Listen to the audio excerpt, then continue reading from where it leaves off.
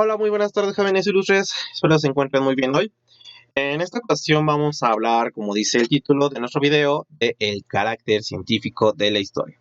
Para esta cuestión, entonces les agradezco muchísimo el tiempo que me prestarán para que veamos este muy breve video. Vale, entonces comencemos. La cuestión aquí inicial es que tenemos que entender, pues, por qué la historia es una ciencia. Vamos a hacernos unas tres preguntas muy rápidas para poder comprender esta cuestión, ¿vale? En primer lugar, ¿por qué la historia es una ciencia? ¿Qué es lo que le permite a ella ser una ciencia? Y pues bueno, basándonos mucho en lo que ustedes me comentaron durante las sesiones que tuvimos, pues puedo yo entender que ustedes contemplan a nuestra historia como aquel conocimiento que nos va a permitir entender nuestro presente. Y eso es algo increíble que ustedes han ya manejado. Ahora, basándonos en eso, pues hay que nada más entender que todo esto que tratamos de hacer entonces con la historia, pues lo vamos a lograr gracias a la investigación científica, ¿vale? Entonces, la historia es una ciencia porque está basada en la investigación científica. Ustedes recuerden que existe finalmente para hacer ciencia, pues la conformación de objetivos, justificaciones, la cuestión de nuestras hipótesis. También hay que contemplar las reflexiones y pues en otro caso también hay que crear pues las conclusiones.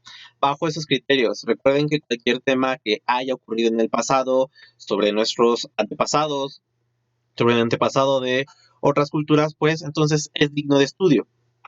Por lo tal, entonces, tenemos que investigarlo.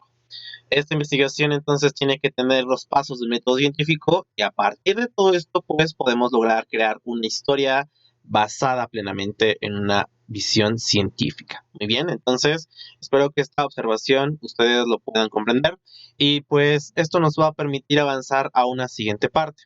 ¿Qué más tenemos que saber acerca de lo que es la historia? Preguntémonos una segunda cuestión. La segunda cuestión que hay que analizar es, ¿qué son las fuentes de la historia? Y pues también, hablando un poco el día de ayer con ustedes, pues me queda muy claro que pueden comprender muy claramente esta observación. ¿Por qué? Porque finalmente las fuentes de la historia son las evidencias del pasado. Ustedes lo estaban contemplando con la cuestión del 2020.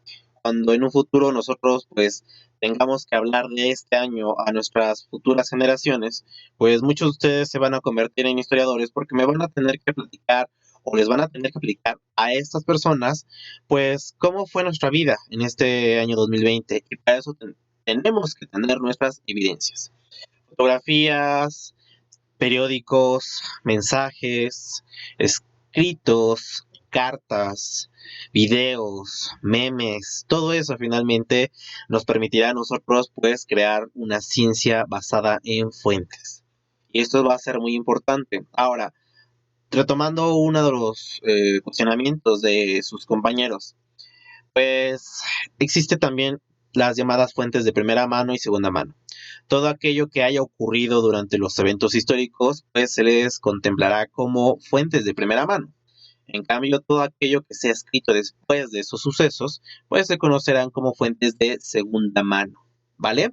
Entonces, espero que esto nos permita entender esta segunda cuestión.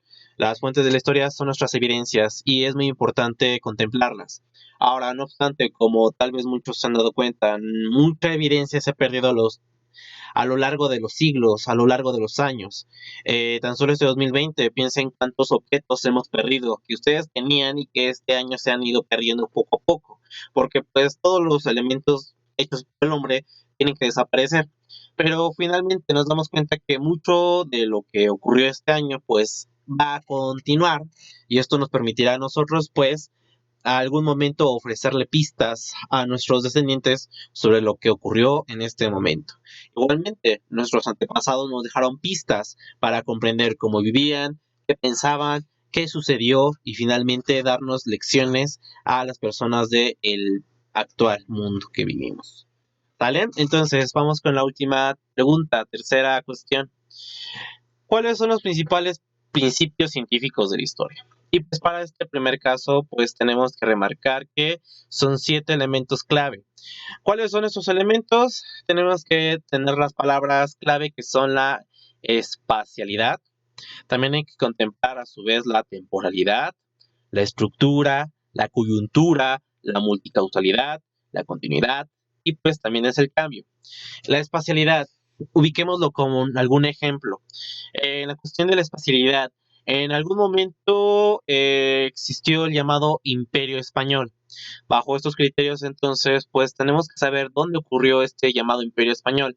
Y si lo buscamos en un mapa, como el que tenemos finalmente en esta pequeña proyección, en un planisferio, pues el llamado Antiguo Imperio Español contemplaba muchos territorios, no solamente el territorio llamado actualmente México, sino también Río de la Plata, Argentina, también contemplaba gran parte de Sudamérica, e incluso llegó a someter y dominar pues territorios del norte de África y pues territorios de Europa, como lo que es actualmente los Países Bajos. ¿Vale? La temporalidad, entendamos que todos los eventos tienen tiempos históricos, es decir, todos los eventos siempre han ocurrido en un momento específico de nuestra historia. También hay estructura dentro de esa cuestión, es decir, todas las organizaciones humanas que se han dado, gobiernos, sistemas económicos, coyunturas. Esto es interesante. La coyuntura finalmente son los acontecimientos radicales que han provocado los cambios de nuestro mundo. Por ejemplo, un evento que cambió la historia de la humanidad fue el 1 de septiembre del año 1939. Desgraciadamente ese año inicia la Segunda Guerra Mundial y pues para la gente que vivió en Europa, este es un momento clave y radical, es una coyuntura para su vida, lo cual finalmente para la humanidad es importante también conocer. También hay que comprender que hay una multicausalidad, hay causas previas. Todo lo que se ha dado en la humanidad, entendamos que pues es por distintas razones. Todo lo que ustedes actualmente conocen es por varias razones. Por ejemplo, un teléfono celular que ustedes tienen en la mano, pues no se dio por una simple causalidad, no, sino que son muchas causas, muchos inventos previos para que ustedes tengan sus celulares el día de hoy. Por otra parte, también hay que hablar que existe una continuidad, existe una persistencia de los fenómenos, se mantienen a lo largo del tiempo, eso es una continuidad y pues podemos verlo en países que tienen siglos, por ejemplo, su país, mi país, el país de todos, México actualmente pues solamente tiene 199 años como país independiente. Y otras naciones tienen más años y ahí vemos continuidad.